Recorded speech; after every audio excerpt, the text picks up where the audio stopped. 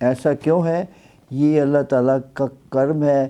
اگر یہ مصیبتیں، یہ تکلیفیں نہ ہوتی، انسان مصیبتوں تکلیفوں کے شکنجے میں نہ جکڑا ہوتا، دکھوں، تو خدا کو مانتا ہی نہ۔ حالے نہیں آکڑ نو ہٹدا، اینے دکھاں دے وچ رہ گئے تو اگر اینو بالکل ہی نہ کوئی ہوندا تے ہن سرکش اور بے باک ہوندا۔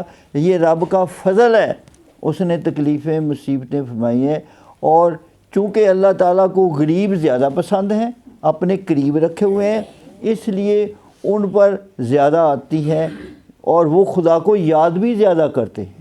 اس طریقے سے ان کو مصیبتوں کا یہ فائدہ ہے کہ وہ اللہ کو یاد زیادہ کرتے ہیں۔ دکھوں، تکلیفیں، مصیبتیں خدا کے قریب کرنے کا، یاد کرنے کا ذریعہ ہیں۔